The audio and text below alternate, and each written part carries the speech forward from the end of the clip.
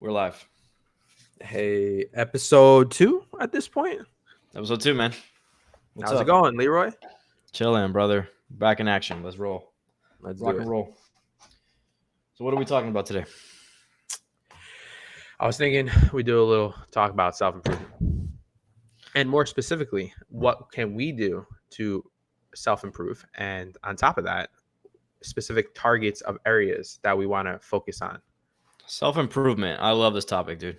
I am a self improvement consumer of all sorts of content, dude. I love self improvement content. And so I wrote a couple things down in my notebook for us to talk about.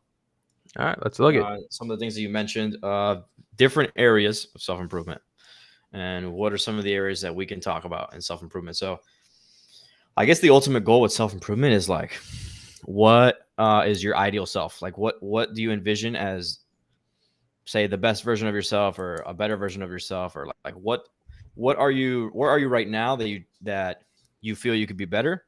And how do we get there? And what are the steps we can take to get there? What are some of the things that you're working on now, etc. So the couple areas that we identified are health, wealth, and relationships. There probably is other areas, but for now, these are the ones we'll talk about, I guess. Sure. Um, so I guess we'll start with health. And what does the ideal look like? So go ahead for you. Give us a little idea of what does the ideal version of Eric look like when it comes to health? Yeah. So, I mean, without pointing out too much of the obvious, this would shrink a little bit, lose a little bit of weight, gain a little bit of muscle. More specifically, it would be going into my 30s, 40s, and 50s with mobility, being able to still have active participation in sports, whether it's basketball, baseball, whatever. Um, to be able to feel like I could go up a flight of stairs without having to sweat afterwards, which luckily it's not happening yet. But during COVID, that was a rough time, bro. That was a rough time, and I'm not looking to make that a permanent situation, if you know what I mean. And So what did you look like in COVID? What was it? What happened during COVID? so during COVID, I had a very long recovery from COVID. So it took me Oh, you about actually two. got COVID. I actually got COVID. I got Oh, okay. COVID about 3 months ago, and for the first 2 weeks, I was terrible. I was miserable. First week, I had like cold sweats, fevers, dry throat, you name it, whatever symptom of a cold and flu you could name, I had. And then after 2 weeks, I had these like lingering effects, and it was pretty much directly correlated to my breathing. And I would be going. I live on the third floor of an apartment, and I would be walking up the 2 flights of stairs and be panting and sweating after.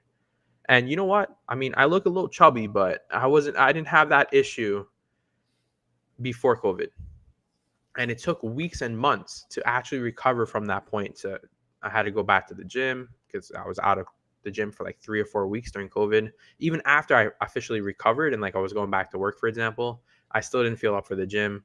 I was losing energy very quickly. I was very tired.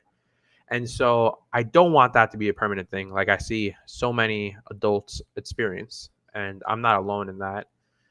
I've already seen the repercussions of being into my late 20s compared to the early 20s when it comes to like recovery of fitness. And like, dude, if I have a bad day at the gym or I have a small little injury, it takes like 3 times the amount of time and energy to recover. Yeah. My ideal physique is under 200 pounds for sure. I'm 6 feet, so I'm a little bit over that 200-pound marker. Trying to bring that down. Like lifting weights is a huge component for me. I do want to look muscular, and my goal is to, if I do have kids one day, to be able to participate in those sports and those goals that I wish my own family and other families could have participated in. Like I had my dad, who's I'm currently 28. He was like 36 when he had me. So by the time I was in my teenage years, he was already 50 something, out of shape, overweight. Couldn't really participate in any sports. It was more like from a coaching perspective. But I hope that doesn't happen to me. What about you, bro? How's your physique looking Let's do a little more precise for you. Let's say 5 years from now. What do you project yourself to look like? Uh, well, you mentioned a couple things that I wanted to comment on. All right, well, go ahead. Go. All You know right, so what? I'm not gonna fight you on this. all right, bro. So a couple things you mentioned that I wanted to comment on. You mentioned about like moving up the flight of stairs and like feeling going into your 30s and 40s, feeling like not feeling like a weak human essentially. Hmm. It's funny you mentioned that because there's this guy that I watch. His name is Dr. Peter Attia. He's a physician. Before he used to do like a orthopedic not orthopedic, oncological surgery for like cancers and stuff like that. And then he transitioned out of that into just talking about like health and longevity and stuff like that. So he produces content on that. And one of the things he mentions is like all of his training and all of his lifestyle choices and whatnot, the things that he does, the foods he eats, all are going towards the goal of what he calls like the centenarian Olympics. So what's the centenarian? Someone who's like 100 years old, right? And so he talks about like the centenarian Olympics where it's like 100-year-olds competing in like games and stuff like that. So if you look at like children, the way that they bend down to grab stuff is much different than how adults do. Like, have you ever seen a kid bend down and grab something? They like bend down at the hips and they on their hinges and stuff. Adults like push their chest forward and like lean over to grab stuff. It's because like you become less flexible and the joints in your hips and stuff are not as strong and whatever. And so it's interesting you mentioned that because that's sort of the stuff that he talks about where it's like, how can we structure our diet, our exercise, and our lifestyle so that when we're 60, 70, 80 years old, we can still carry groceries up a flight of stairs and not be huffing and puffing and feel like we're able to do all these things. How can we, structure our life such that when we reach these older ages, we're able to play sports like you were mentioning. We're able to throw a football, throw a basketball, whatever, and we don't feel weak and you know brittle and stuff like that like a lot of people are. So, just wanted to comment on that. That was a good point you made. So I think that's an interesting way of doing it, right? And so more on me. I think when it comes to health, what does the ideal look like? Of course, being, I think, much thinner. I'm definitely, my body fat percentage is way too high for my height. I'm like 5'7", 5'8". And so my body fat everyone's body fat should be like what? Like what is the healthy, like what people think is healthy or what the standards are as healthy is like 18%. I think more towards like 12%, 12, 13, 10 to 12 to 13, around there Yeah. should be something that you should strive for. I think that's like ideal, right? It's something that you can be consistent with. Like that you'll look normal, you look good, but you're not gonna you're not killing yourself going into like the low competition Mr. Olympia body fat percentages, but you're also not like, you're also fit, muscular, etc., and you look good with your shirt off and stuff like that. So for me, getting to that level is probably the ideal. That's what I think the ideal looks like. Obviously, packing on much more muscle, feeling strong in the gym. I think being able to bench press like 225, rep it out like it's no problem. That to me is like a marker of like, yo, you're pretty strong. Like you're on the way to like the fitness, I being really agree. strong I in the agree. gym. Like that 2 plate marker is like, Yeah, all right, you're not a little jit anymore. You actually yeah. put in the work. Because like, okay, you could rep out a plate, but that's like noob gains. That's like entry level, not entry level, but it's like, okay, you've been going to the gym for a You decent amount of finish time. you finish the tutorial of Yeah, weightlifting. you pass the weightlifting tutorial, like you're benching a plate, right? Mhm. And then you get to like 225, and it's like, oh, you're repping out 225. You're actually like fucking strong. Like, You've put if we equate this, unless you're like a genetic freak, if we wanted to equate this into time spent at the gym, I would say it would take multiple years for someone to go from your height and weight to bench 225. It's not something that is done oh yeah, yeah. instantly. It's not. Yeah, this is like several years out in the works, right? Um, and not so part of health is also mental health, which we talked about extensively in our last podcast when we were talking about mental health. That's a big part of it. So, what does your day in and day out look like when it comes to mental health? How often are you meditating? For me, I think meditation as an everyday practice is what the ideal looks like for me. If I'm doing maybe 20 to 30 minutes every day of mindfulness training, meditation, I think that goes a massive way, especially in a like a 5 to 6 year period, or even for life. Like that's just something that I think is critical for just your life practice, like just living every day. So I watch a lot of people and they talk about like, oh, what does your ideal day look like, right? Because your life is made of days. Like if you think about it, your life is literally what you do every day repeated over, as many days as your life. So what does an ideal day look like, and how do you structure your, everything around you such that it accommodates what your ideal day looks like? And I think meditation practice is part of that. It's a huge part of that. At least for me, that's it has been critical. And so I would definitely incorporate that into what my ideal day looks like and what my ideal levels of health look like for me. So meditation practice for sure. Just before we fully get off the topic of the physical aspect, I just wanted to throw out a quote. I'm sure you know this quote. I've seen this posted. I know from our friend Jose. I've seen this post on his Instagram a couple of times. And the quote goes, "It is a shame for a man to grow old without seeing the beauty and strength of which his body is capable." Was that Socrates? Socrates. I knew you knew. Yeah, I knew you yeah. knew. I've seen And Jose you know post what? that. Yeah. So I personally, that's like, there's not many quotes I like that stick in my head, and like sort of like a rule I try to aim for. That hit But you the way that that that one hit does. that hit me like, damn, bro, I'm getting older. Like, if I'm gonna get in shape, now's the time. It's only gonna be harder. And that's a goal of mine, to like see what my body is capable. Like that 2 plate is pretty much a representation of this, that marker. For me, it's like I want to be able to run a half marathon or a marathon eventually. I want to be able to bench 2 plates. I want to be able to swim for a long period of time, which I don't struggle with too much. But the idea is like, I feel like I'm not as efficient. Like if you took an average man who worked out and he's at like 80-90% efficiency for his body, I'm like 50%, bro, if that. So it's like, damn, part of me like longs for like being in that shape and seeing what I have before it's too late. Just to go back to the original point that you brought up, the whole mindfulness throughout the day and meditation itself.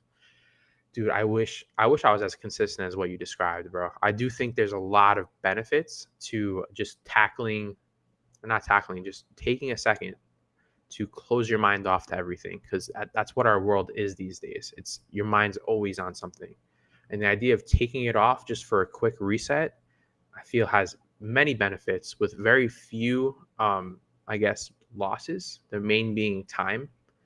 Um, but what, like, there's always open opportunity for 20 minutes out of your day. Or for me, I don't even spend 20 minutes meditating. I aim for around 15 minutes of uninterrupted meditation.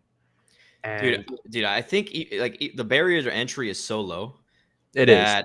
that there's really like it's very like all you have to do is sit down maybe for 5 minutes, 3 minutes, and just focus on what it feels like for your breath to come in and out of your body. And when your mind starts racing and you start thinking about random bullshit that just comes into your head because we're being bombarded constantly by fucking sensory input, just recognize that your mind has wandered and bring it back to what does your body feel like? Bring it back to what does it feel like when you're breathing? And it's that recognition that your mind has wandered. That's the whole point. It's like the whole point of meditation practice is recognizing when you're not present, being able to notice when you're going elsewhere, or when you've suddenly strayed from the path, or whatever the case may be. That's the whole point, right? So Can so I just say you one can thing take three real quick? minutes. Go ahead. Yeah. So I've thought about this, and if I'm being completely honest, I feel like I also suffer from this sometimes. Do you ever fear the idea of being alone in your own thoughts?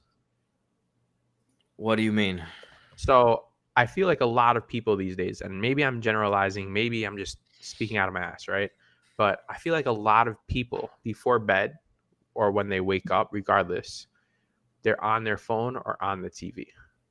Yeah. Um, I personally suffer from that, where I'll have my phone right here, trying to sleep, and I'm like half like awake watching it, or maybe I'm watching a Netflix special and I turn off the show 30 seconds before I know I'm actually going to go to sleep.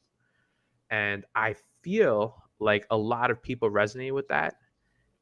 And what it does, it never allows us to sit in our own thoughts. Because if you think about it, if you're doing that before bed and then you're waking up, starting your day, going to work, getting out of work, coming home, you're not really in your own thoughts for long periods of time. And you don't really get to self reflect. And so I've had this realization where sometimes I'll be meditating, and maybe because I'm a noob, I'm very new at meditating. It's only been about a couple of months. I feel like there's times where it's hard for me to get into that meditation state. And then I start thinking about internal things that I've probably been neglecting. And then it turns not to be a successful meditation session. Have you ever experienced that before? Um, And do you agree that a huge part of not only being on the phone late at night but early in the morning is that you're not allowing yourself that time to self-reflect and understand yourself a little bit better? yeah, I definitely I think everyone's has like, right before going to bed, you stay up on your phone, you're scrolling through social media or whatever the case may be. I think that's not a novel experience. I think most people do that, right? Certainly I've done it in the past, and I'm not innocent of that. It's not a good behavior, and it's hard, and we recognize that it's not a good behavior. And I think that circles back to the whole discussion about dopamine. But to not get sidetracked, I Oh, dopamine's another yeah, episode. Tune to back not in for to, that yeah, one. to not get sidetracked. I think that you're right that most people probably don't sit down and have a moment just to think or not think. Just don't think. How often do you just sit there and don't think? Like, are you just still and present in the moment with, how your body feels? Very rarely. Either you're probably looking at something, watching a video, scrolling through social media, you're doing some kind of activity. It's very, very rare that you're just not being stimulated in one way or another. And so for me, it's been very therapeutic to just sit down and just focus and see what does it feel like when I breathe? What does my breathing feel like? It's crazy because your mind wanders, and some days are harder than others. Like yesterday, for example, I was meditating, and probably because it was late at night, bro. Like it was like maybe 30 minutes before going to bed. I was getting in my meditation for the day, and bro, I was just knocking out like during the practice. Like I was just like I literally felt myself like like because in the app or in Headspace, the guy's talking to you and telling you like, hey, okay, now focus on your breathing, focus on this. What does your body feel like? Whatever. And I would be like, oh shit, he just said something. What did he say? Because I was knocking out. like, and so some days are harder than others. Some days, your mind wanders a lot more than other days. Some days you're able to get into the vibe faster. Um, it's just practice like anything else. It's something that you have to be consistent with. Yeah, let Um, me ask you a question, Leroy. I actually don't know the answer to this. Have you ever meditated without having an assisted audio playing? no. Well, Really? for That like is for an extensive period, no. I've been in situations like while at work, for example, where and part of this is what they talk about. I've listened to like Sam Harris and stuff like that, where he's like, once you've meditated for a significant amount of time, you can tap into that feeling of like present mindfulness at any moment. You can access the depth because when you're in the middle of the meditation and you feel like very like aware of what's going on and present and like what everything feels like, you become suddenly like very aware. I've tried that. So I'll have been at work, for example, and I'll be in a situation where I'm doing a task or like I'm inserting an IV or and I'm drawing blood or something like that, and I'll literally close my eyes for 2 seconds and just breathe in and like feel like I'm in the middle of a headspace session. It's very strange, and just feel like very present and mindful of like what I'm doing right now. Um, Whereas normally, you're just putting, you're thinking, starting up, and your mind's racing, thinking about a bunch of different stuff. When you just shut down for a second, it's an incredible feeling, dude. I like. There's nothing I can say. I can't talk enough about it. I can't talk it up enough and hype it up enough. Like, you just have to try it. You just have to do it. It feels great. Um. dude, Anyways, I've had just to finish up with the whole meditation part, just to wrap this up. yeah. I've had mixed trainings than what you've had. So you've been going through Headspace, not sponsored by Headspace, by the way, But if you do want to, at some point in the future, that'll be epic. We work with it. And anyway, so I've gone the completely different route where I've never learned to meditate with noise or voices unless I'm doing yoga or stretching. Yeah. But if I'm purely trying to meditate by itself as an action, I will put on noise canceling headphones. I have Beats by Dre, also not sponsored, but you know what I'm saying. And pretty This much, guy. and pretty much the whole point is to cancel all the noise, and I'm focusing just on my breathing. And I actually learned this technique. I'll do it on camera for all the people out there. I learned this from Healthy Gamer GG. Rep out. You pretty much like have like this nose thing where you focus on the action of closing each nostril. And the idea behind that is not only are you focusing on your breathing, but you're having your mind focus on a physical act. So there's no way your mind gets distracted by a third possible option. It's like covering all the bases.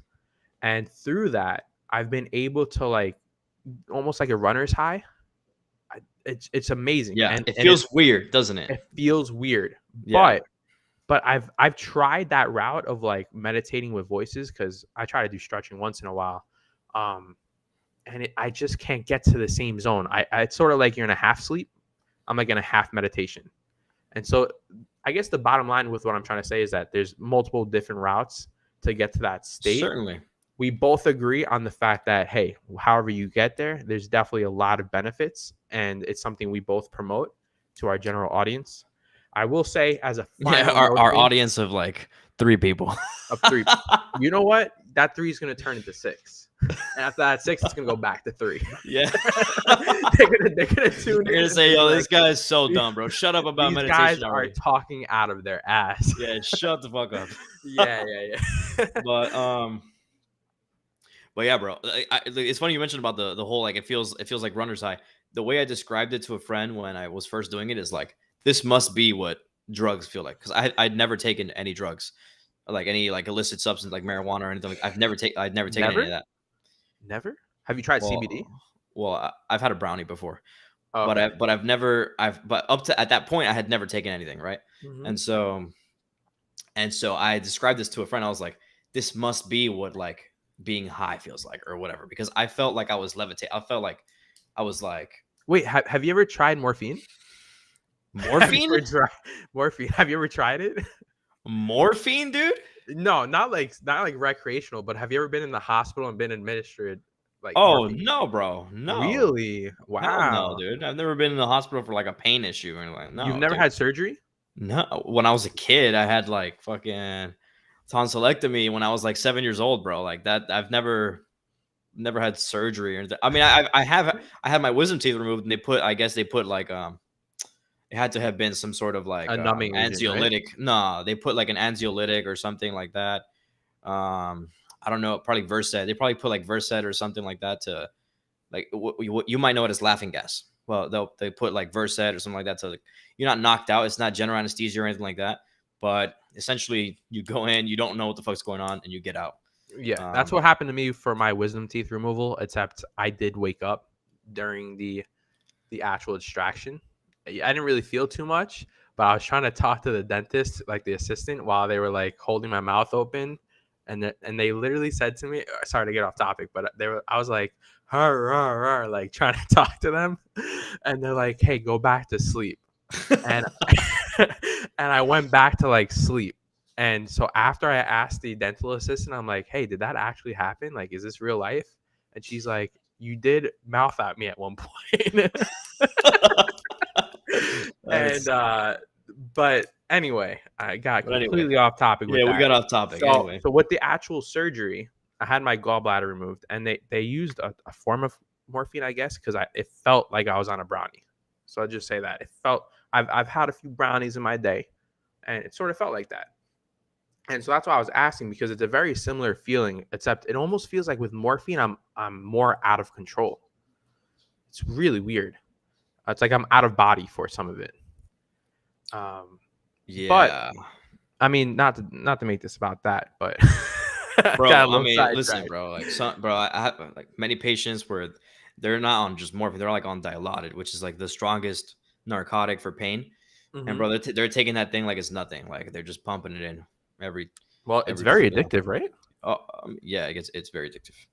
Um, so anyway, circle back what we were talking about: health, wealth, relationships. First one being wealth that we're sorry, health that we're talking about. We haven't Um, even gotten to wealth yet. Wait, so so wait, hold we on, real quick, before I forget, the meditation. Last point before we get off of this.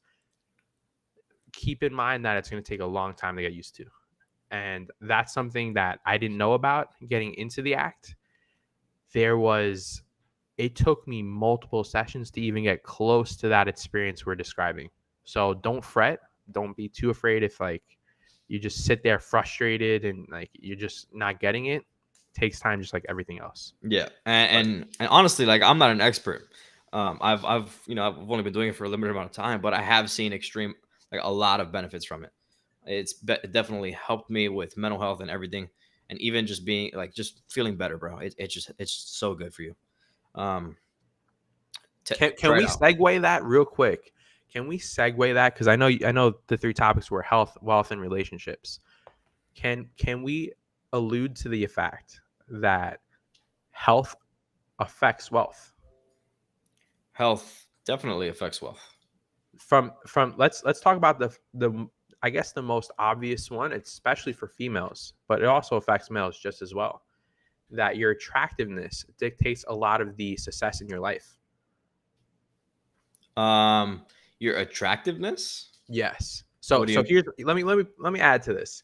So if you are a very good looking man and or a very good looking woman or a very good looking alien, we associate with everyone here.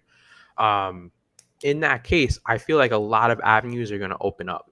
And I know it's a very controversial act. Yeah, you could still get success if you're ugly. Sure. Yeah, you can. If you work very hard and you know a lot of smart people. Sure. But um, purely from a physical standpoint, a good looking guy is going to attract more people, create a better circle. We'll talk to more people throughout the day just because they're not repulsed by you. They actually want to talk to you. You're going to have more connections throughout your life, which usually for jobs, that means connections usually gets you into the interview. And I feel like that's running rampant these days. When it comes purely to your success in the dating world, um, health and wealth are completely intertwined, where health matters to a certain extent. So like physical attractiveness will go up to a certain point. Likewise, the more wealth you have, let's say like if you're in the dating scene, that directly reflects to how attractive you are. 100%. So I guess what's your opinion on that? And do you think how severe of a correlation is it, if at all? Dude, I have many thoughts about like what your ideal person is for like dating and relationships with women and stuff like that. I have many thoughts about that. That I think has an episode on its own. Episode on its But own. specifically when it comes to wealth and health, how they tie in, it's true what you say that the and it just makes sense, right? If you're physically competent, that is a demonstration of a couple of things, right? Because for you to be in great physical shape, that means that you're probably a diligent person, a disciplined person. You know, you're competent with your diet, you're competent with your workouts, you're very consistent with it, and so that to say, for example, a potential employer demonstrates that hey, this person is capable of taking care of themselves, so therefore, they're probably more likely to do a good job in my business or in this position that they're signing up for. And so that makes perfect sense. And then add to it the fact that if they're more attractive, based on the type of industry they're in, that might garner more customers and Oh, dude, interest. for sure, for sure. Like that is like I think that especially like if you look at like certain jobs or even certain positions within companies, if like the receptionist at an office or something is usually like a young attractive girl. Have you noticed that? Or it might just Unless be like it's a girl or I was gonna say unless it's a dying business, in which case the wife is the receptionist. okay, bro. That's kind of toxic, but it's but you know what I mean? Like the Yes, of front facing course. person, the first person you see, they're probably it makes sense for you to put someone there that's like better looking because maybe they're more, you feel a better connection or you're more likely to, engage and stuff, whatever. Like if you go to like gyms or anything like that, usually the person in the front, they usually put like a young girl or something like that, and they'll try and like sell you packages and memberships and shit like that. Oh, that makes perfect sense to me. So it's definitely connected, and so I guess we can segue to the next topic, Which is wealth. which is wealth. And so, what does the ideal version of you look like wealth wise? I guess I'll start off this one since you led the last one. Please go ahead. For me, wealth, specifically when it comes to income, I think for me, wealth is like when I no longer have to do things that I don't want to do or that I'm not necessarily super passionate or inclined to do in order to sustain, lifestyle, to pay bills and stuff like that. Um, like if I like, I guess a good metric of doing this is like, would you do what you're doing right now for free? Like, would you do your job for free? If the answer is no, then it's not what I'm referring to when it comes to like doing what you love to do without finances being a problem. So for me, what we're doing right now, bro, we're doing this shit for free. Like let's keep it a stack. Like we're not making any bread, right? We're actually So negative right now. We yeah, had we're to negative. invest We're in paying for shit equipment. that like, but We owe some people some money. what? So it doesn't make sense, right? So this is like a hobby, right? And so imagine, because there's people that make bank off of their podcasts and their YouTube videos and whatever. Those dudes, they're doing something that they love, some shit that they did for free as a hobby, and now it's actually supporting their lifestyle and their income and everything. And so it doesn't feel like work. It's not work to them because at that point they're just doing what they love to do. So it's not work, right? Yeah. I guess for me, that's the ideal, to build enough wealth where I can do whatever I want, wake up whatever time I want, etc. Do whatever I need to do, um, have fun, and not feel like I'm tied to like, oh shit, tomorrow I gotta go to work. I gotta wake up, fucking go in and do my thing for 12 hours and then leave and whatever. That is what the level of wealth that I would like to get to Let me at ask you some a point. question though. Let me ask you a question. And Go before ahead. I give my definition of wealth, I just want to throw something at you for your definition. And that is what's your thought on the idea of not being strapped to a job for income? So like for example, in your case, you're talking about getting to a wealth standpoint or status of not having to work, and that work being whatever art or passion you choose. That's what I'm understanding from this. Right.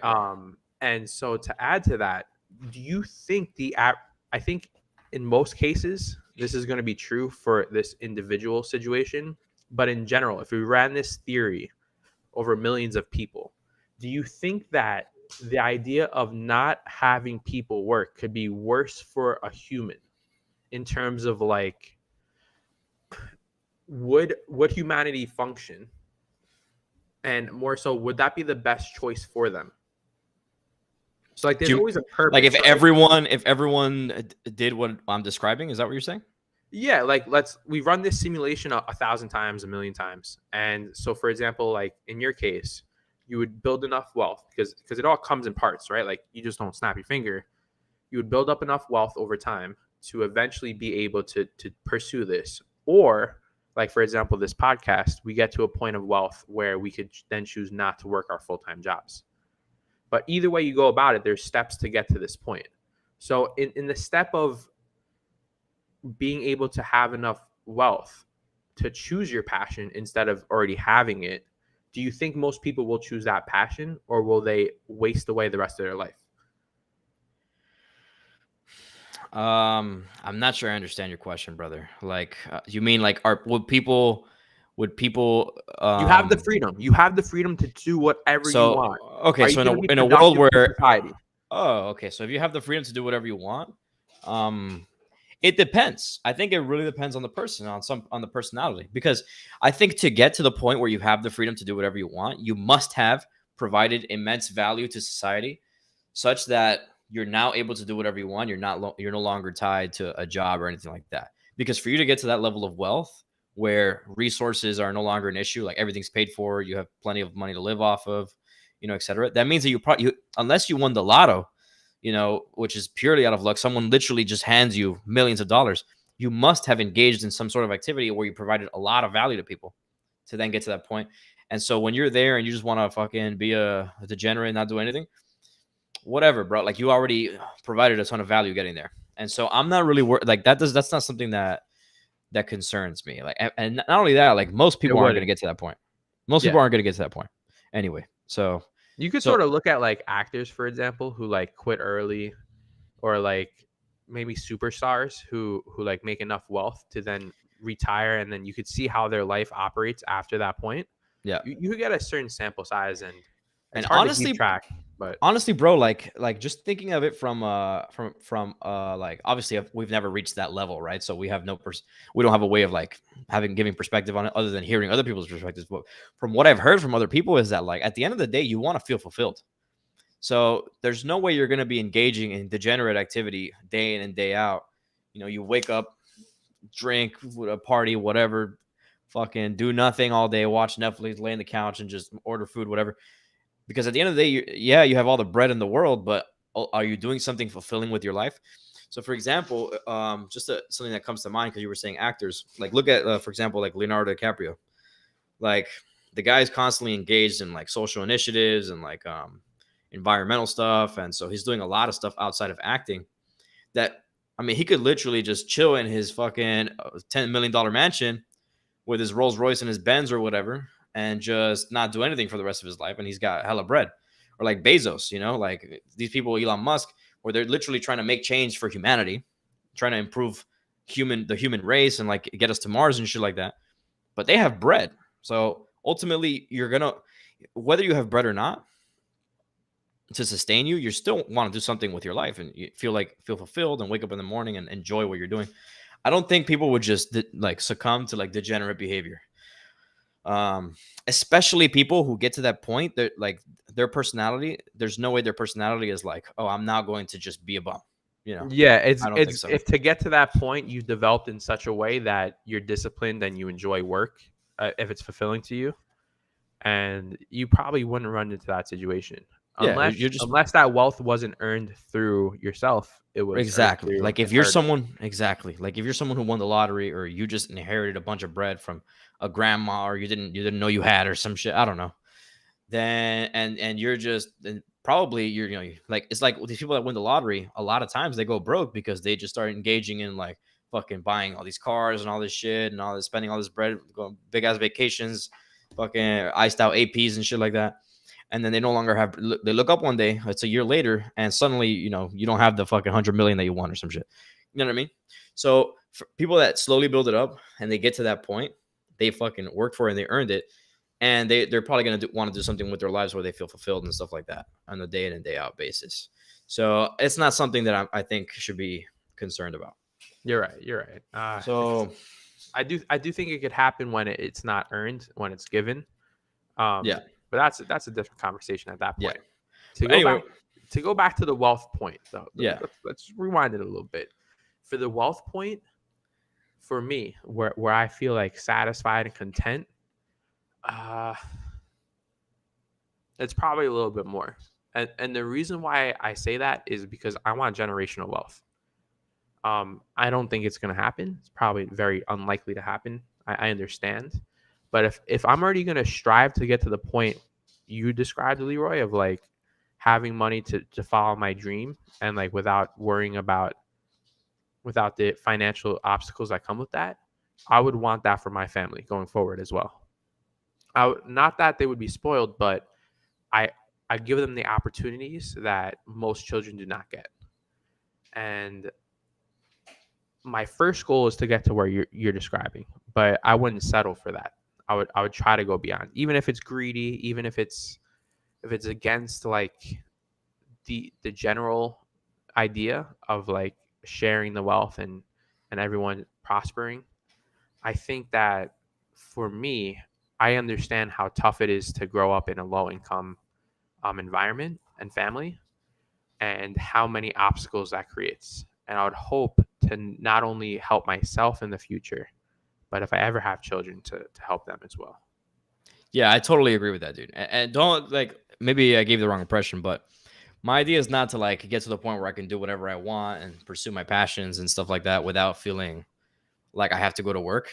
It's of course you get there, but it doesn't stop there, right? So you're always building more and creating more, and of course eventually you have a family and you pass that on to them, and they're gonna have more opportunities than you could have ever had, you know. Yeah.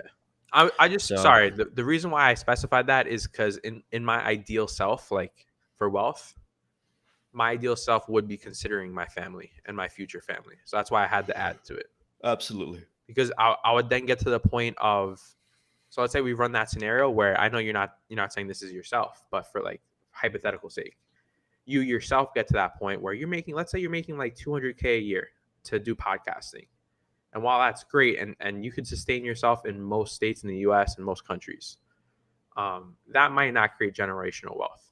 And so maybe 30 years down the line, when I'm in my 50s, 60s, I'm thinking to myself, man, I wish I could have made a little something else out of it. So the rest of my family don't have to worry about it. If that makes sense. Yeah, I see what you're saying. That makes sense. I guess it comes down to like what else are you doing? I guess if your main thing is not like if your main thing is not getting you to the point where like what does generational wealth look like, right? Is it like if you put a number to it, is it like It's 100 million, millions. 200 It's million? You no. know? I mean, how many? That's true. It's a very loosely defined term. Yeah, yeah. So Let's assume generations are for like 3 to 4 generations deep. yeah, so that's like a couple $1,000,000 probably or more. I Nah, mean, more it than that, depends. dude. More than that. I don't You know. consider a It's a price lot of of a money. home these days in California is like 10 nut sacks, bro. Like you're gonna need more than 2 mil, bro. Well, I guess it depends, dude. It depends on like what your lifestyle looks like. Like, have you ever heard of the FIRE movement? Yeah, that's the I forgot what the acronym is for, but it's for spending your money wisely, pretty much. Like, financially independent, retired early. There you go. So it's like how like you work backwards. It's like what do I envision my ideal life to look like? And then how much money do I need to sustain that? And so once I reach that point, I can then once I have enough money to live the rest of my years at that level, I can then just stop working and just live off of that. You know what I mean? If my ideal life is like, you know, doing XYZ activity and it's going to cost me 4 grand a month to live that way, then I can look forward like, I don't know, 50, 60 years into the future and be like, okay, so 4 grand times, 12 times 50. And then once I hit that amount of money, I can then retire, or once I'm able to make that off of like passive income investments, then I can then retire. You know what I mean? I can just live off my investments. And so I think that's very interesting. I've looked into like stuff like that. It's super interesting. Dude, Obviously we're in an early phase, bro, like where we're making, we're freshly out of college or whatever. And so we're just entering the workforce. And so, and we're doing some content stuff. And the content stuff is just hobby stuff, with big dreams of one day, we have, we'll grow we the have two podcast subscribers instead of one. and we're able to talk to and influence a lot of people's lives. Put a lot of good stuff out into the world that people enjoy to listen to, like how we enjoy to listen to, that things that have helped us.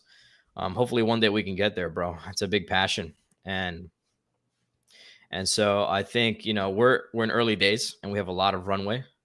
And so there's a lot for us to work on and get to that. And, one day we'll get there, bro. Baby steps Yeah. at a time.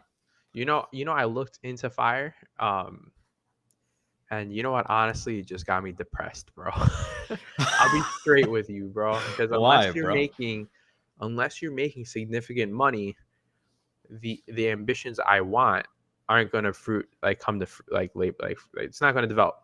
It's not gonna develop realistically, because what we're talking about, like that whole generational wealth, there's no way to fire that remedy, bro. There's no way to calculate it. Fire's not for like generational wealth. It's more for like Exactly. how do I live my best life with like, and how do I get there as fast as I can? Yeah, You know, and how do I min max my finances such that I can reach there by the time I'm like 35? You know, luckily, uh, since I was like, I mean, not to toot my own horn, but I do have a bachelor's in business, so I do know the idea of like saving money through like underspending when it comes to like food. Going out to eat spends a lot more money usually than making your own food. Saving costs, like it's very basic stuff that I do feel like fire does address.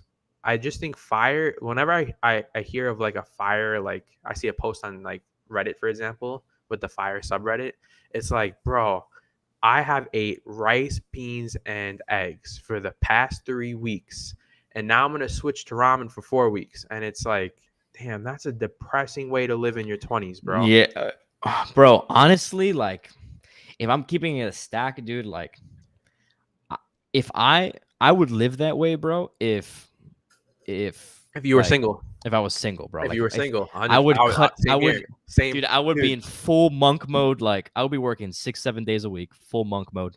It's just not sustainable when you have other obligations. This It's no, hard. no, no. What I was gonna say is, dude, I was chilling with Jose today, and we were going over his health and like his diet and shit. Yeah, like he's a ripped dude. For everyone who doesn't know, He's fucking he's jacked. been He's yoked. he's been working out for like 8 years. We went to the gym today. Anyway, he goes, so 5 or 6 days out of the week, I buy these pre-made eggs, right? Like they're like pre-made in the carton, and he eats up to 12 of those a day. And then he's a frugal motherfucker, bro. He'll buy like a package of white rice. He'll buy the black beans in the can, super cheap. He'll have like a few other items, like he gets a lot of these protein bars that he bulks up on. And that combination, I shit you not, is his diet for 6 days out of the week. He'll eat rice, beans, and eggs 1 to 2 times a day. And if he only eats it once, then he's eating like 8 of the protein bars. And and that to me sounds fucking fire, bro.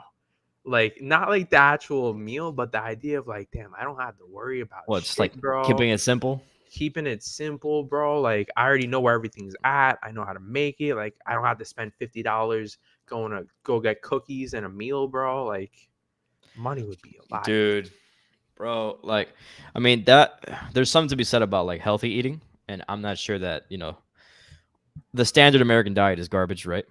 But, and that anything's better than the standard American diet. But, yeah, bro, keeping it simple. For me, dude, what I've been doing recently, over the past like month or so, I've been watching, I've been like consuming content from a guy called Carnivore MD, and so I've like looked into the nutrition side of stuff. Where basically it's just like food. It's like advantageous food that humans have been after and craving and prioritizing for millennia since like the dawn of time. Where it's literally just like meat, like organs, um, and fucking like some fruit. Wait. Um, What do you mean by organs, bro? I mean like liver, testicles, a fucking spleen, you know, fucking like imagine a cow and you just eat its organs, like the liver, the spleen, the testicles, the fucking the heart. Where do you keep all this shit in your apartment, bro? So here's the thing, right? So there's a couple of ways of doing it. These do like some people they literally buy the organs, right? They'll go to like a local farmer and then they'll buy like raw liver from the local farmer of like a cow that they have or whatever. Another way is you just order a supplement. They come in supplements. They're called desecrated organs, where they essentially get the organs, they cut them up into very small little like fibers, pieces. They put them in a capsule, like it's dried, and then it's put in a capsule, and you just take the capsule, and it's as if you're taking, you get all the nutritional, like 99.99% of the nutritional value of like just eating straight up liver.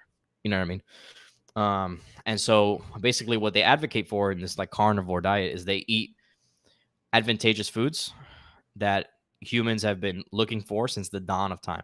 If you think about it, like from a like evolutionary perspective and from a like what have we been eating for literally thousands of years perspective, it's always meat as the number one priority. And have you ever heard of the Hansa? The Hadza? No. They're this tribe in Africa that essentially live off the grid. Um, a lot of now they're getting a lot of interaction with tourists and stuff like that, but they're very healthy in terms of like their blood work and stuff like that. Um, Literally, they're like nomad gatherer tribe in Africa where they go around, they just fucking hunt and shit like that. They live in like this nomadic life where they'll set up camp in a hunting spot. When the game is dried up there, they'll set up camp in another hunting spot. And so they live like that. And the one thing they prioritize a couple of things. It's like a glance into like what the past was today, right? Because they're like one of the few people left that live that lifestyle. Mm-hmm. They prioritize meat above everything else. They hunt, right? Meat is number one. Then it's honey. It's Raw what? honey, bro. Okay, Raw, honey. unfiltered honey. Meat, honey, fruits and vegetables, they don't really fuck with, bro. Like it's more of like a survival thing where like they don't have enough meat or honey or whatever that they don't find. Then they'll have some like vegetables that they find around, like some roots of like these trees or whatever. And a lot of times they have the root comes with like a thing that has water in it, and so that's how they get some of that stuff. But the number one thing they eat is meat and honey, bro. And so this guy, he talks about the ideal diet being like, because it's advantageous in terms of like insulin and in terms of like how your body metabolizes stuff. Meat number one, honey number two, and organs, of course, and a little bit of fruit. So he talks about like don't eat any fucking any vegetables, anything like that, because vegetables have defense chemicals where like a plant doesn't want you to eat its fucking leaves. And so it in order for its defense mechanism for you to not eat its leaves is to put like shit in the leaves that are harmful to you. Of course, it's not an incredible amount. Like you're not gonna eat like a piece of broccoli and fucking die from poisoning. But there's like a little, over generation, over thousands of years, advantageous. Like they develop these defense chemicals to dissuade you from eating plant stuff. And so the argument is like eat just things that we've always eaten, which is like fucking meat, honey, etc. We've really gotten off track. But to Dude, circle I back, just looked it up real quick. Yeah, you're right, bro. I didn't even know that. Natural toxins are poisonous substances present naturally in fruits and vegetables. yeah, and so he talks about like eating fruit. Like the least defended part, the least part with like the of a plant is like the plant's like here, have this sweet fruit, have this nice fruit. Don't eat my fucking leaves. And so bananas, So the idea is you're bypassing the skin, which is the harmful part for the insides. right? So the plant's like, hey, here, have this fruit, just don't eat my leaves and shit, bro. Where the vegetable, the whole thing is technically the skin. It's the plant, yeah. It's the And plant so itself. it'll tell you here, you can have this apple or this banana or whatever, this avocado. Just please don't eat my leaves. You know what I mean? But couldn't you just like take the skin off of an apple? Yeah, that's what I'm saying. Like Oh, okay. you can have the fruit. The fruit Is is the much skin less the defensive. damaging part? Well, no, not the skin of the fruit. The damaging part is like the leaves of the plant, like spinach, Yeah. kale, the green shit, Oh, okay. Got you. right? So, Interesting. I I mean, didn't know that. that's the argument, right? Yeah. Not that I'm saying it's 100% accurate, but that's the argument. I get it. Yeah, I see it. I see it. How did we get here, bro? What were we talking about? Let's just jump ahead. Enough chit chat. We'll go straight into what's your ideal self improvement for relationships. Go ahead Okay. and start this one off too. Just give me 30 seconds to use the bathroom real quick, okay? Bro, actually, I gotta take a piss too. But go ahead, go ahead. No, let's both do it then. We'll go All right. together. All right, quick little bathroom break, guys. 10 seconds, 10, 15 seconds.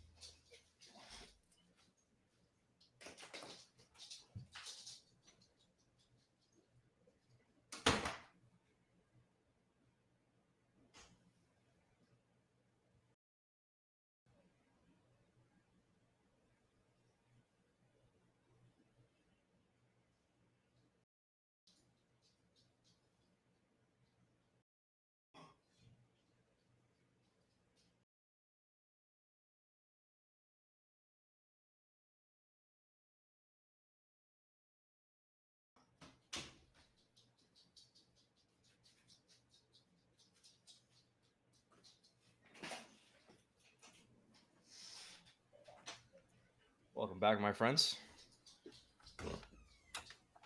moving on to the relationships part of the Oh yes, self bro. improvement. You know what I was thinking? I just thought of it as I was in the bathroom. My ideal relationship, or like self improvement within relationships, or I guess ideal situation, would that be better? Sure.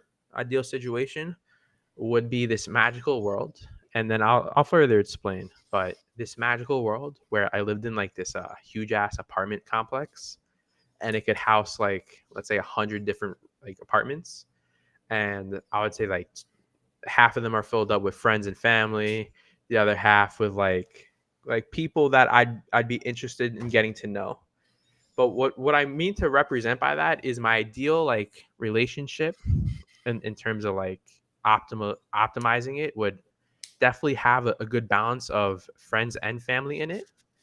I feel like a lot of people go down this rabbit hole of like they get married, they have no friends anymore. Um, they pretty much only rely on themselves. And for me, I have a very different mindset where in my ideal world, I still would have some close friends, not too many. I don't think it has to be like 10, but maybe like three really close friends that like we go out on the weekends with once in a while. We get a beer, we play some poker. You know what I mean? Like something to mix in the mundaneness of going home to see your wife every day, going to work every day, on the weekends, catch up on chores. Like at least you have that one day once in a blue moon where like you all get together, talk shit, maybe you play some sports. For me, that would be more of the balance there. Yeah. Um, that's an interesting answer. I think the ideal for relationships is like you provide value to the person that you're in this relationship with, and it's, of course, this is not necessarily romantic. Your friends, family, etc. So whoever you're having the relationship with, you're providing value to that person, and they're providing value to you. And it might not be an equal exchange. It might not necessarily be, I don't think it could monetary or ever be whatever. 50-50. Yeah, and it doesn't have to be, right. So whatever works for you and what you need makes perfect sense to me. One of the things that I think is tough when it comes to relationships with other people is like, I think there's like this, and tell me what you think about this. Some relationships suffer from like the sunk cost fallacy, where it's like, I've been friends with this guy since fucking second grade of elementary school. Even though he's a degenerate right now, and we're not in the same, we don't run the same circles, or we're not on the same like path or whatever. I've been friends with him forever. Therefore, I'd feel bad, etc. It's like I fully believe in the idea of like, you are not obligated to be friends with anybody or to be in any kind of relationship that is not, good for you. You know, um, the only people that you have a relationship with that you can't do anything about is like your family. That's it. Other than that, like, you you're not obligated to be friends with people that drag you down, don't uplift you, aren't good for you, etc. And so for me, what is self improvement when it comes to relationships? It's like, I want to I want to be the person in my friend group and all the people that I meet. I want to genuinely try and uplift everyone that I come in contact with. I want to be like when if we're friends or we have a relationship, I want to always be providing some kind of value to you, um, whether it be emotional, physical, whatever, depending on the relationship. I want to always be the one providing some kind. I want to always be providing value, um, and I want you to feel like, oh, Leroy is like a great friend to have. Leroy is a great person to have as like somebody in your corner. You know, whether he makes you feel good, or he provides some kind of value to me. Whatever. He teaches me stuff. I learn from him, or he learns from me. I want to be that guy. And so that's what the ideal looks like for me. What does it look like for you? Well, dude, I had to hold myself there. I wanted to jump in multiple times, but the first thing, we don't have to get too much in the weeds with this one, but I don't think you're forced to have a relationship with your family. You do have free will, and you do have the ability to um, there's going to be toxic people in your family, just like how there's going to be toxic friends in your life. And I feel like with this whole sunk cost fallacy, that also applies to family as well.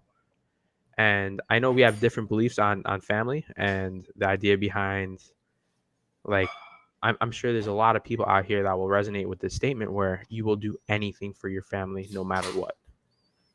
And I don't personally agree with that. And the reason why is there are some truly toxic family members in people's lives. Truly toxic. I've experienced it myself.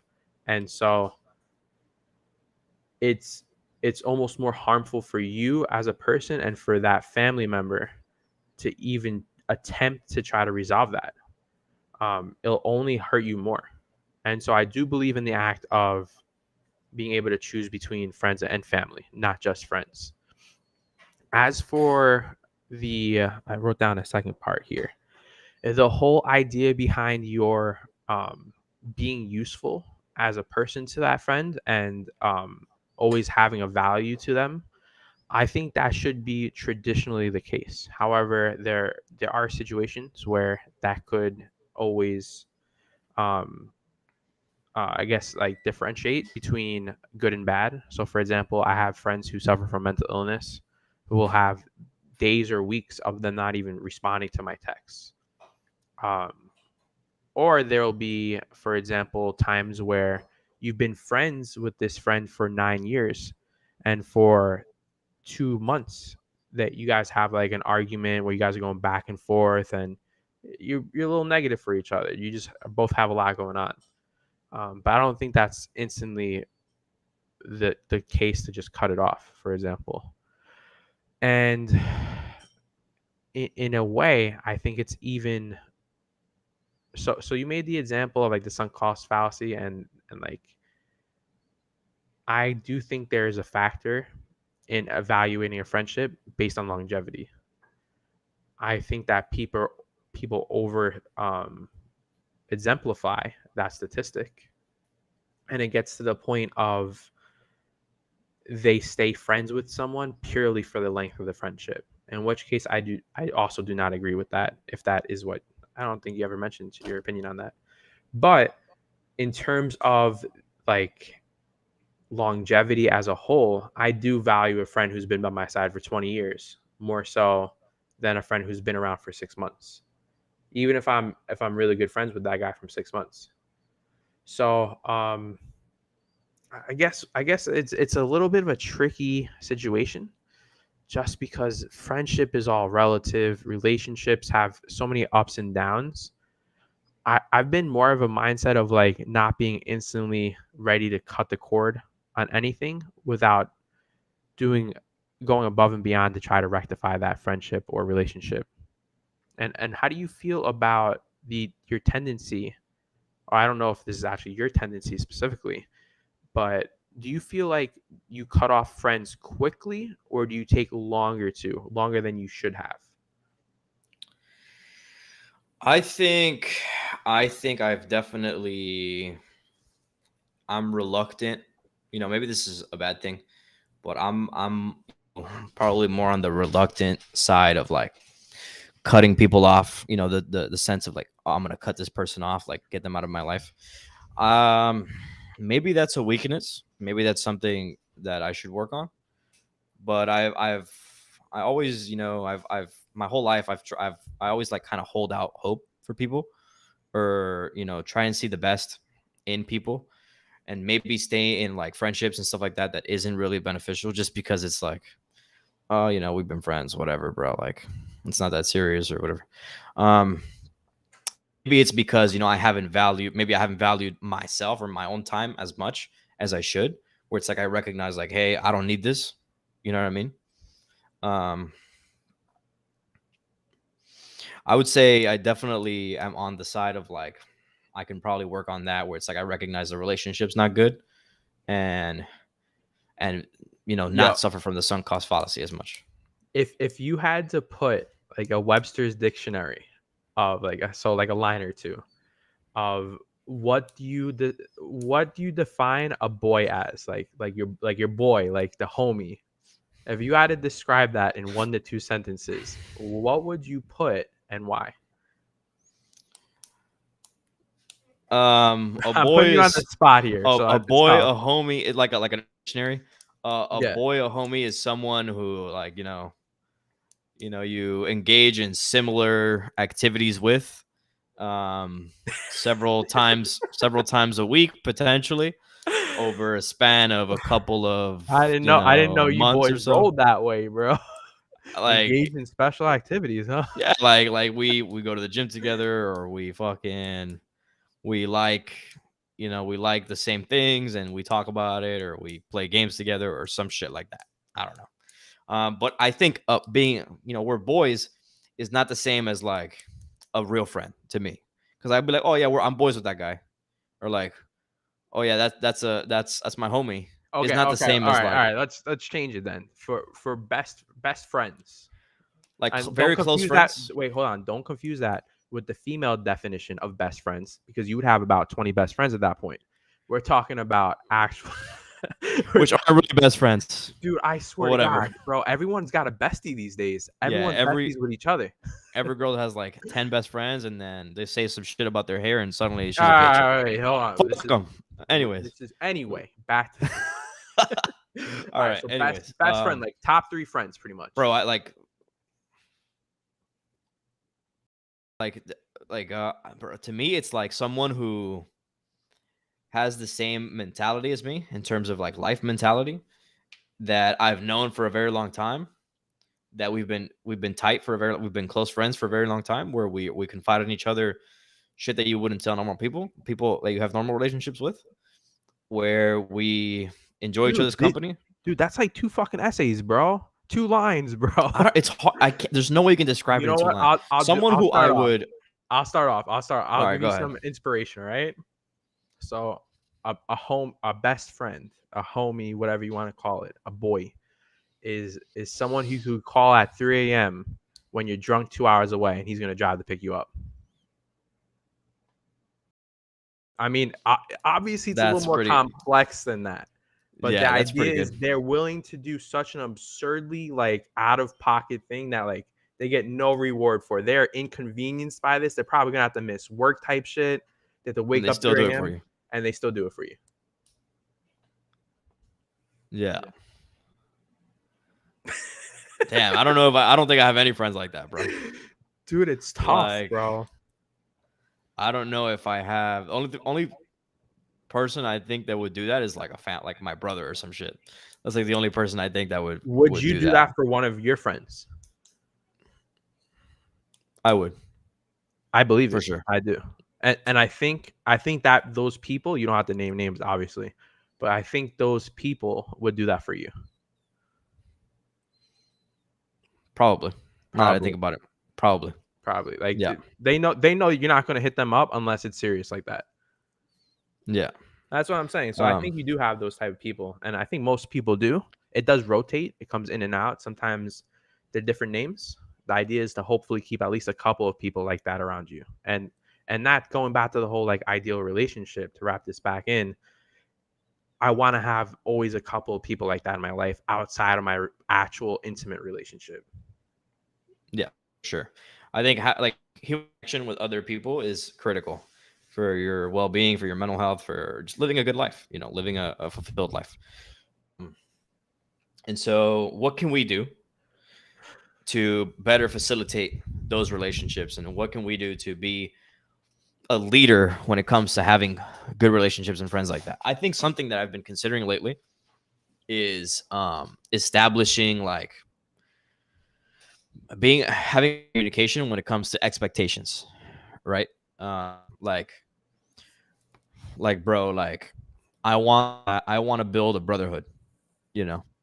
Like we're friends, but I don't want to just be friends. You know what I'm saying? I want to have I want to like, be friends with people or have relationships with people where it feels like a brotherhood, like we're brothers. You know what I mean? Even though we weren't born from the same mother, we share the same level of relationship.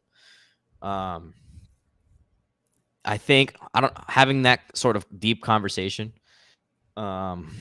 is, not a lot of people are. Really depends on like. I think that I think happens. I mean, maybe you've had it differently because I don't think you've done it this way, the way you're describing it. But I feel like most of the times you develop that closeness and that bond, it's usually organic. Like you don't have a one-on-one open communication. You're like, hey, you want to be in the brotherhood, bro? Like, you know what? I have like 5 seats open. Get, Yeah, you know what I mean? I Like guess I guess I'm not it's describing it the right way. it's usually like I don't know about you, and you probably have like-minded interests, or everyone has values, right? Like for me, I have values when it comes to what I expect out of a friendship and what I expect to help them with, and what they like or provide in that relationship, like the services or like the benefits from each side. I believe in a very fair 50-50, or I attempt to do that. And so usually what happens is I'll meet people throughout my life and I have these expectations of like, hey, if I treat you out for a meal, I know it sounds fucked up to say, but if I treat you out for a meal, next time we go out, I'm automatically gonna assume you're gonna pay for it. Like that's just how it is to me. Unless like you're financially like poor, like what not doing well. Like it's just a natural thing that like I think a boy is gonna have that quality. And if I hang out with a person who doesn't do that, like maybe it's prejudgmental. I don't know. It's just one of the examples I could think off the top of my head. I already could sort of see that it's not going to get to that level. And it sounds yeah, super artificial. I don't mean to be like an Indian giver. It's not like that. It's just like it's the courtesy to like understand what I've done for you, and likewise for you to do it to me shows that you appreciated that. And like I don't know. What how do you yeah. feel about that? I think I think there's it depends on what your expectations are. I think if you go into like a situation or have an expectation like, hey, I'm friends with this person. I'm gonna invite them out to lunch without the expectation of like, oh, I expect you to, next time we go out to lunch, you pick up the tab. Like like if you're if you're I think that's to me it's a bit transactional. Um I mean, like I said, I'm not actively thinking about it. Like I'm not going into that purchase being or that meal like, hey, like you owe me a meal now. No, it's just like if they don't pay for it and we split it, whatever it is, like I'm not gonna hold it against them. But if they did do it the way I described, they would get like brownie points. And now give me like an indicator, like, oh, we are like minded when it comes to like our values, when it comes to friendship. And I guess this example specifically is more transactional, so it looks a little more grimier on the outside. But it could be something as simple as um, like let's say, fuck, a lot of it's transactional, bro. I feel like that's how most people relationships express are transactional by nature. by nature. You know, But I any think that relationship, there's I there's a think level of transaction.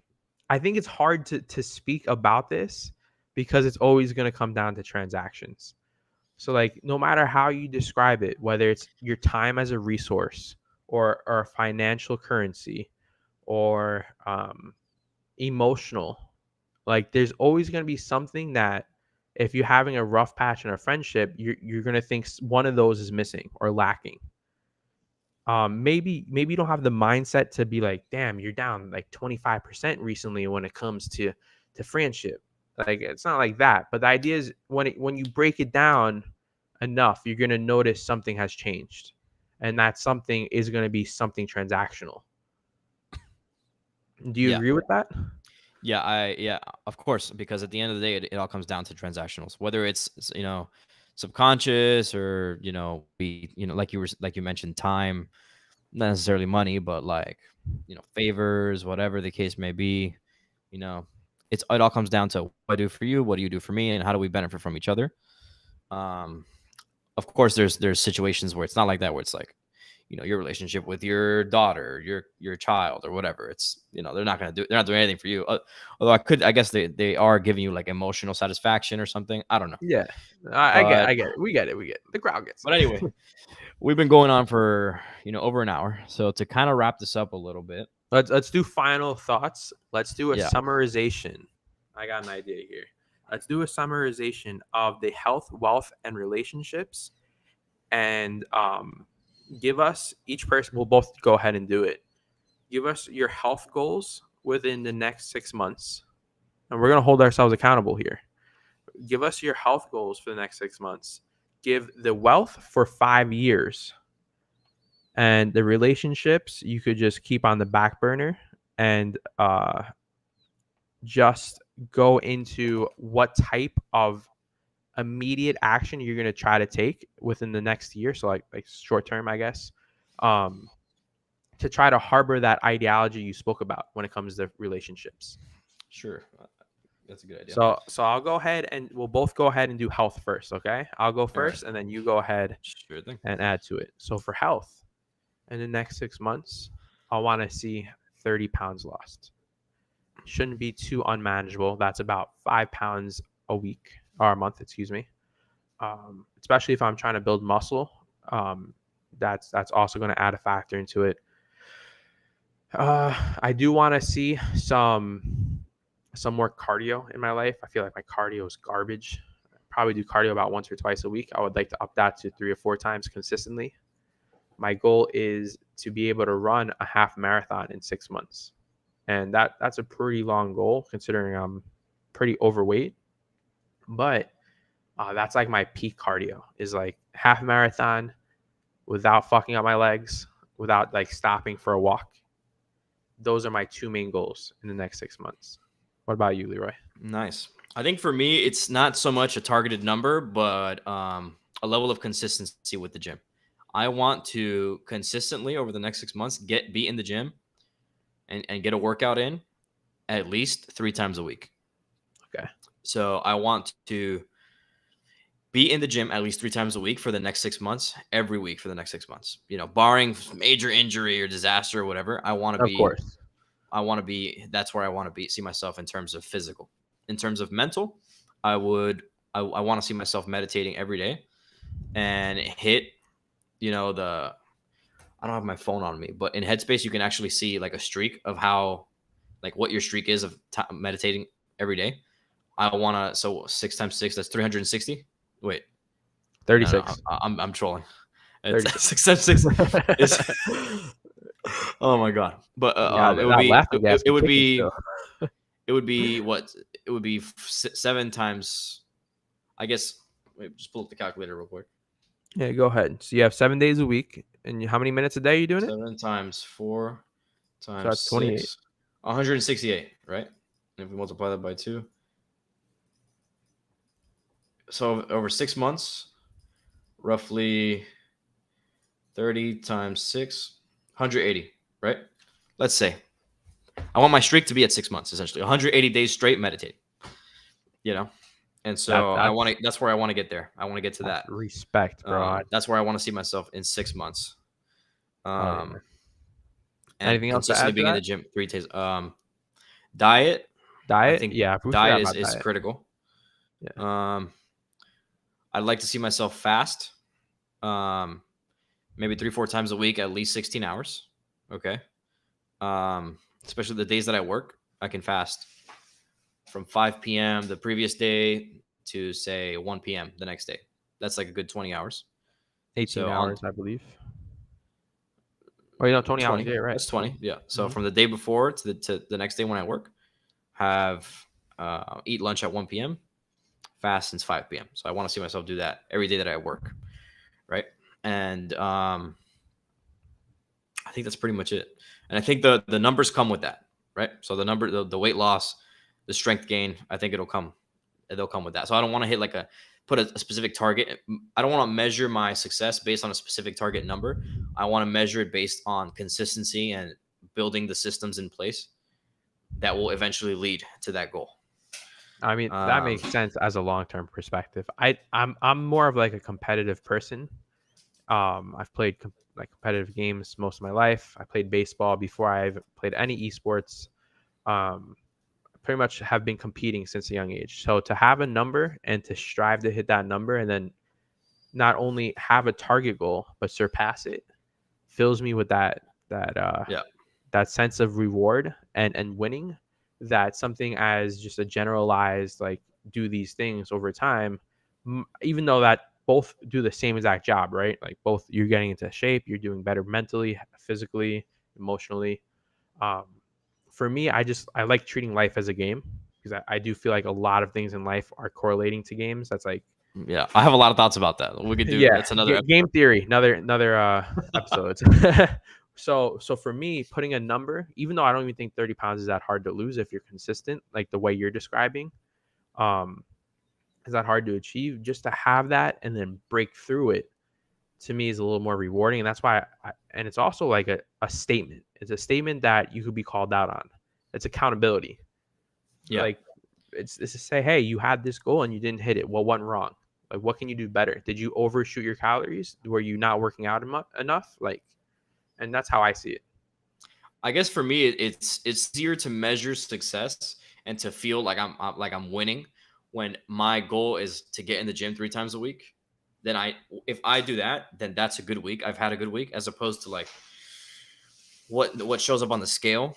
And I think it's also it's laying the foundation, the infrastructure for what consistency over the long term, like, life looks like, as opposed to, I got to get to 30 by 6 months, otherwise I'll have failed. Whereas, like, let's say I'm at 25, but I've built this gym habit where I feel good every time I go to the gym, and it's going to carry over for another 6 months because I've built the habit. Now it's like that is a massive victory for me, as opposed to like, oh, I didn't get to 30. It seems like a failure. You know what I mean? Yeah, I guess it's all about perception and how you tackle it. Have you ever heard of the? Let me just double check this real quick while we're wrapping up. Have you ever heard of the fitness challenge called 75 Hard? Dude, I've tried it. Okay. And so you do know, I'm sure, like, just for the audience, 75 Hard is you have a set of criteria that you must follow every single day with no exceptions. Whether Yeah. it's weather, whether you're sick, whatever it is, you have to restart to day one if you miss a day or you Yep. miss a part of that day, even. I got to 4 days Dude, I got where to I three. failed. I got to Dude, three. I got to 4 and I And lost the challenge for because of water. water. Water, Water. yeah. Yep.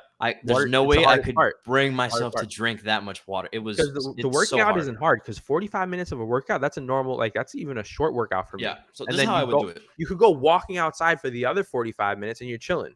Yeah, let's talk about this because this is really interesting. Wait, hold on. That's another episode. We're Fuck, wrapping bro. up here. All right, Save all it. right, all Save right, it. all right. Anyway, so the whole idea behind the 75 hard point that I'm trying to bring back is it avoids the mindset you're trying to display, where it's like, as cut the bullshit, bro. Like, we're in this position. That's how I see this. How I'm interpreting 75 hard is like, cut the bullshit, bro. You know exactly why you aren't in the shape of your life right now, or you're not at your goals right now, and it's because you've had your way to do it and it hasn't worked. And so with 75 hard, all you have to do is listen to instructions like the 5-year-old self learned in pre-K, and you will get these results. And so that's sort of like part of the essence of why I put a direct number, is because 30 pounds is not that extreme in 6 months. I'm sorry to say it, but I'm not asking for 50. 50 is a hard, especially if you're building muscle, and you could do it. You could lose 50 pounds in 6 months, but it's going to be very rushed and you're going to be fatigued. 30 pounds is a sweet spot of like, hey, even if I'm gaining muscle and I'm like dieting well, I should lose more than 30 pounds. The idea is to put a number. And so in those 6 months, when you look back at those, you had it your way for these 6 months, all right? Like, I'm talking to myself right now. You had it for your own way 6 months right now. If you don't hit that number, you have to reevaluate. And I feel like with another method like yours, you might be too loose on the terms of what you're trying to achieve, and it may prolong that achievement. Regardless of whether you have a set goal or not, you're learning the same habits. So if I'm actually going into this like 6-month goal of being physically, mentally, like, positive, and having these criteria, are like, you did it for meditation, you put a direct number per day. And so I don't see an issue with doing that in the physical sense. If anything, it holds you more accountable throughout the months, and you have a defined metric of, hey, like, the first 2 months I only lost 8 pounds. Now I should be averaging around a little more for my like clarity sake. So let me cut back on the calories a little bit more, or let me do an extra day of cardio.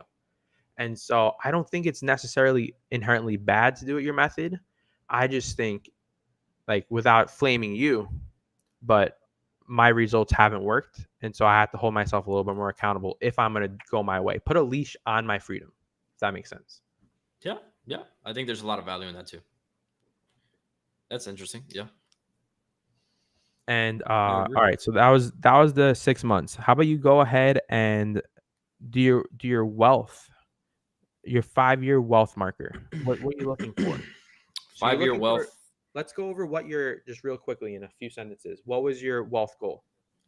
So my wealth goal is to be able to have all my finances met to the point where I can do whatever I want without having necessarily to go to work every day, where I can just do my hobbies, etc., things that I feel fulfilled by, and not have to worry about finances.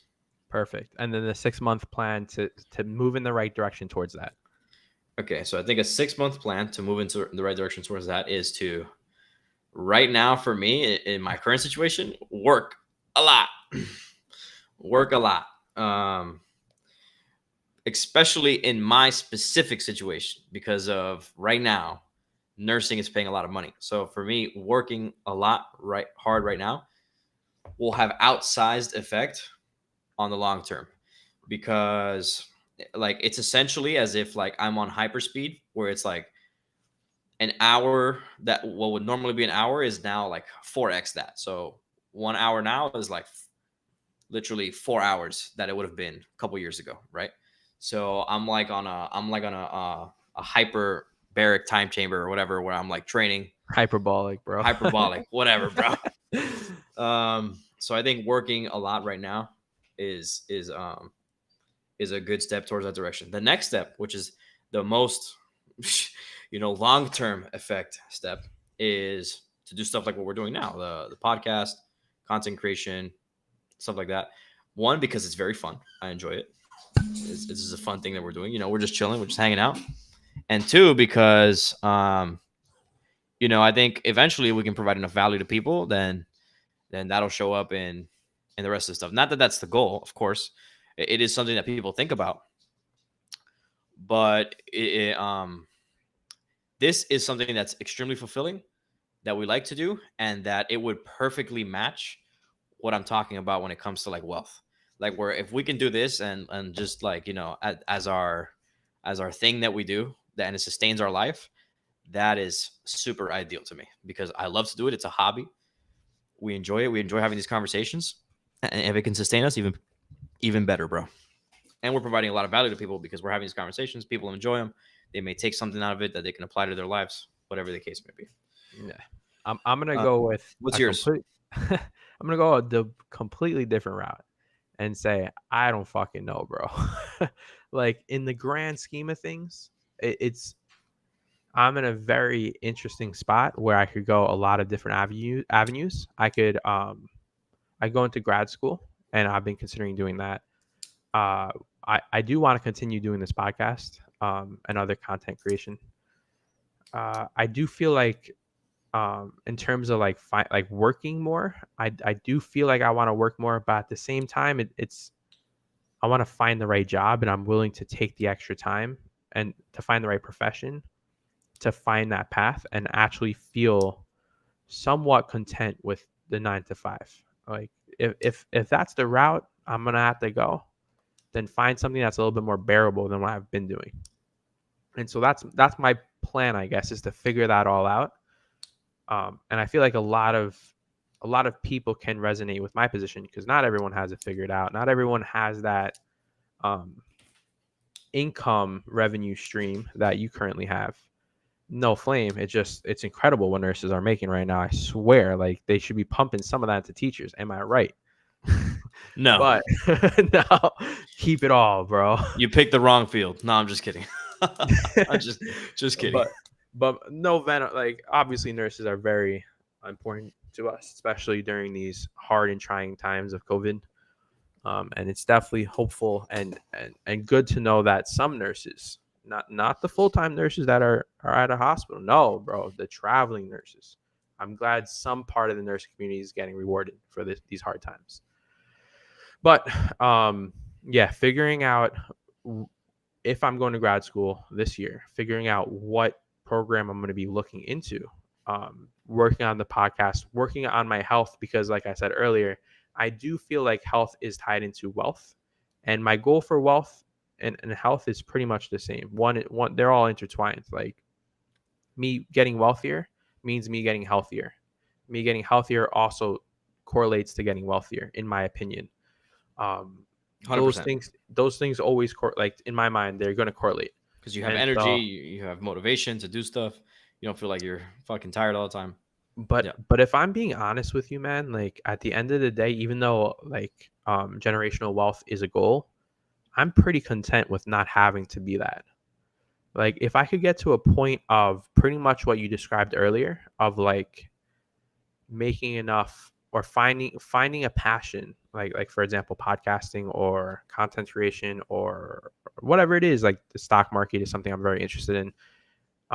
One of those avenues, and making that a full-time job without having to work a traditional 9 to 5, and being able to self-sustain on that would be the dream.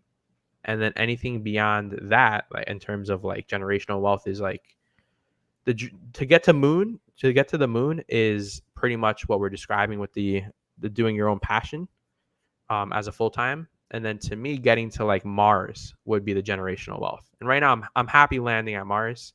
I get to or to the moon, excuse me. If I get to Mars, it's even better. All right, perfect. And so moving on to relationships, we can wrap this up. Uh, how do you want to tackle the relationship portion as the wrap up? So for relationships, for me, like I said, I want to feel like I want to have that. I guess the way that we can improve now over the next 6 months to reach the 5 year out point is we can work on our communication skills. I think that's critical for relationships. Being able to accurately communicate, keeping up with people, stuff like that. Uplifting people. Don't shit on anybody. Um, Try and be a positive force in other people's lives. I think that's important. Um, and also just like know kind of have like a sense of like what it is that people need, because sometimes I feel like a lot of people give like unsolicited advice, and I myself have like have done that in the past where like a friend will be struggling with something or whatever, and I see them struggling, I'm like, bro, this is what you have to do, like just do this, like here's the solution. Whereas like sometimes it's just like They want to be heard.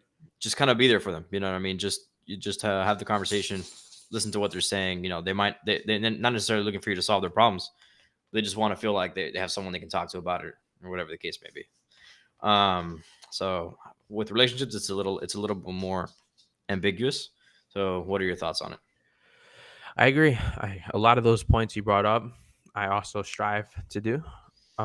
Something in particular that I don't think you referenced was, for me, it would be a little less self-centered. And I don't think I go too far in that direction, but I do feel like there's times where I value my own time more so than catching up with people or taking the extra step. So like let's say I'll give you an example just to be quick with it. Is I'll have good friends that we won't reach out to each other for a couple months, and I may not actively pursue like catching up with that friend because I understand what that means in terms of the time commitment, and I also feel like it'll happen in time anyways. And but at the same time, I think that's a scary thought to have, and that's something I'm trying to work on, because what if both people are thinking the same thing? What if Yeah. both people are like, hey, we'll catch up when we can, like we're off doing our own thing? And I've actively have been doing that a little bit more frequently recently, but it's something I want to continue to do. And that's actually like a good part in how I've hung out with a couple of different people recently that I haven't seen in months. And even just to catch up over the phone is something that is pretty pleasant to do once in a while. And so I want to be a little less selfish with my time, be willing to have that couple hours where I'm just catching up with people, or hopping on a Discord that I haven't been on in months and seeing how everyone's doing, like that sort of thing. And also the final thing with a relationship is I want to be better with timing, bro. I'm so bad. I'm so bad at being on time. Like I try, I really do. Shit happens though, bro. I don't like it's definitely a flaw of mine, but I would say I'm on time about 50% of the time, and the other 50% I'm late. And so I, it's terrible, bro. And Yo, sometimes I'll only be late by like 10 minutes. I Sometimes other struggle with times, that too, bro. yeah, and other times I'm like 30 minutes late.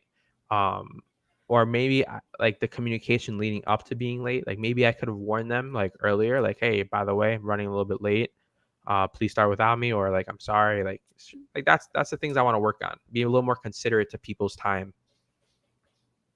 Yeah, that makes perfect sense. When I was in high school, I was in a junior ROTC, and the first sergeant would always tell us like, whenever you're gonna do something, if you have to be there at X time, get there 15 minutes early. Get like your time that you actually have to be there is 15 minutes before the time of whatever. That's something I've struggled with for sure. Me too. Dude, um, dude, I think that applies to most things, but there's just some things I have too much pride to do. Like I hate showing up to work 15 minutes early. I think I'm just wasting 15 minutes of my time if I'm 15 minutes late to work. They pay me to be there and to work. They don't pay me to get there early. That's how I feel. yeah, But yeah, when it comes to friendships, obviously, yeah, I do want to be on time, and I think that applies for like job interviews as well. You do want to be 15 minutes early to a job interview. It looks good.